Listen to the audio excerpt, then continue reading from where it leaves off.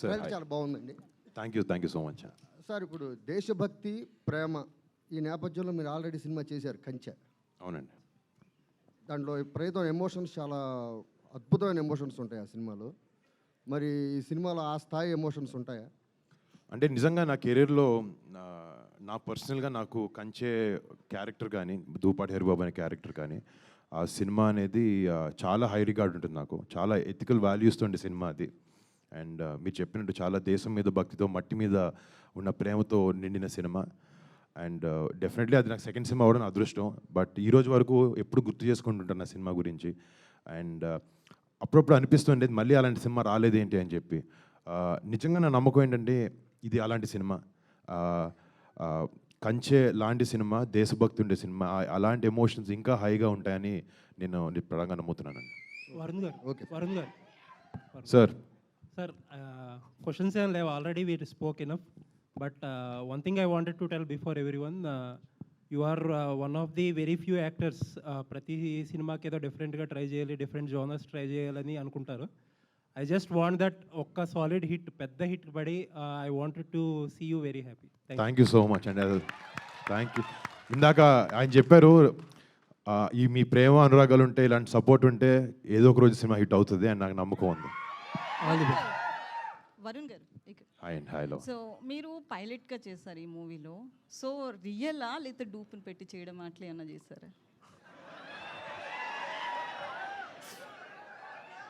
నేనే చేశానండి. నేనే చేశాను కానీ నిజంగా ఫ్లై ఆబ్వియస్లీ చేయలేదు. దానికి చాలా లెవెల్ ఆఫ్ సెక్యూరిటీ ఉండాలి, లేకపోతే క్లియరెన్సెస్ ఉండాలి, ట్రైనింగ్ ఉండాలి. అవేమి లేవు. బట్ చాలా వరకు మేము రియల్ ఎయిర్ క్రాఫ్ట్స్ వరకు షూట్ చేయడం ట్రై చేసాం. అక్కడ మాకు రియల్ పైలట్స్ కెమెరా తీసుకుని పిఓవి షాట్స్ అనేది రికార్డ్ చేయడం జరిగింది.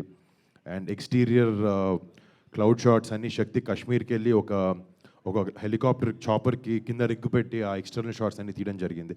ఇలాంటివన్నీ యూజ్ చేసుకుని విఎఫ్ఎక్స్ సహాయంతో అవుట్పుట్ తేగడం జరిగింది. ఫ్లై అయితే చేయలేదు. బట్ ఇదంతా చేసిన తర్వాత ఎక్కడో లోపల చేస్తే బాగుంటుందని ఉంది. బట్ టైం కుదిరితే ఐ ట్రై. సో అంటే రియల్గా 2019లో జరిగిన ఈ స్టోరీని తీసుకుంటే కనుక సర్జికల్ స్ట్రైక్స్ చేశారు. సో మీరు ఆపరేషన్ వ్యాలంటైన్ పెట్టారు. అంటే సర్జికల్ స్ట్రైక్స్ తీసుకోకుండా నేమ్ మార్చడానికి రీజన్ ఏంటండి? ఒకసారి మళ్ళీ చెప్తారు లాస్ట్ వినపడి. అరే ఆపండి బాయ్, ఒక నిమిషం ఉండు, చెప్పండి. సో అంటే పుల్వామా ఘటన జరిగిన తర్వాత మన కేంద్ర ప్రభుత్వం ఏదైతే సర్జికల్ స్ట్రైక్స్ చేశారు ఆ నేమ్ తోటి, సో మనం చూస్తే ఆపరేషన్ వ్యాలంటైన్ అని పెట్టారు. సో నేమ్ చేంజ్కి రీజన్ ఏంటంటే పర్టికులర్గా ఏమైనా అనుకుని ఫెబ్ 14th కాబట్టి పెట్టడం జరిగిందా? అంటే ఇలాంటివన్నిటికీ హై లెవెల్ ఆఫ్ సెక్యూరిటీ ఉండాలి. దానికి కొన్ని వాటికి అంటే వెనకాల బ్యాక్ ఎండ్ మనం మాట్లాడకూడదు, అలాంటి పేర్లు యూజ్ చేయకూడదు. సో ఆబ్వియస్లీ మేము ఐఏఎఫ్తో పనిచేసినప్పుడు మాకు సినిమాలో పుల్వామా ఇలాంటి వర్డ్స్ వాడే అవకాశం ఇచ్చారు. అండ్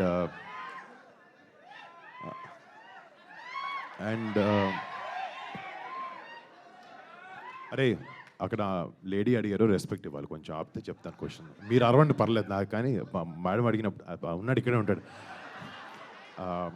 కానీ ఆబ్వియస్లీ సెక్యూరిటీ రీజన్స్ వల్ల ఆ పేర్లు వాడకూడదు. అండ్ దానివల్ల పుల్వామా లాంటివి ఇన్సిడెంట్ ఇన్స్పైర్డ్ అని రాసాం కదండి, అందుకే మా ఓన్ ఇంటర్ప్రిటేషన్తో మా ఓన్ పేర్లు మేము వాడడం జరిగింది సినిమాలో. అయితే దేశభక్తికి సంబంధించి మనకి అప్రాక్సిమేట్లీ ఇయర్లీ చాలా మూవీస్ వస్తుంటాయి. బట్ ఈ మూవీ ప్రమోషన్స్ విషయంలో నిజమైన బాధితులు ఎవరైతే ఉన్నారో పుల్వామా వెళ్ళడం కావచ్చు, అక్కడ ఒక సాంగ్ రిలీజ్ చేశారు. సో వాళ్ళని కలవడం జరిగింది. నిజంగానే ఆ దేశభక్తికి సంబంధించి ఎవరైతే ఎవరో సోల్జర్ని వెళ్ళి వాళ్ళ ఫ్యామిలీ మెంబర్స్ని కూడా మీరు కలవడం జరిగింది. సో ఇవన్నీ రియల్ ఇన్సిడెంట్లుగా ప్రమోషన్ చేశారు. ప్రమోషన్ అనేది చాలా వరకు ఫేక్గా జరుగుతుంది. బట్ ఈ మూవీ ప్రమోషన్స్ అనేది చాలా అగ్రెసివ్గా చేశారు. సో పర్టికులర్గా ఏమైనా రీజన్ ఉందంటారా? అంటే మూవీని ముందుకు తీసుకెళ్లాలన్నా లేకపోతే దేశభక్తి యాంగిల్లో చూడొచ్చా? అంటే ఒకటి డెఫినెట్గా ప్రమోషన్స్ అనేవి సినిమా ముందుకు తీసుకెళ్ళాలి. ఇంత కష్టపడి ఈ సినిమా చేయడానికి రీజన్ ఒకటి ఇందాక చెప్పాను. బట్ సినిమా ముందుకు తీసుకెళ్ళాలంటే తీయడం ఒకటి సరిపోదు, ప్రమోషన్ కూడా చేయాలి సినిమాని. అండ్ ఇప్పుడు కూడా మొత్తం కాలం మారిపోతుంది. మీరు ఎంత మంచి సినిమా చేసినా బయటకు వచ్చి మాట్లాడాలి, సినిమా గురించి చెప్పాలి. అండ్ ఇలాంటి నేపథ్యంలో సినిమా చేసినప్పుడు చాలా వరకు టర్మినాలజీ కానీ అలాంటివన్నీ జనాలు కామన్ పీపుల్కి అంతగా తెలియకపోవచ్చు.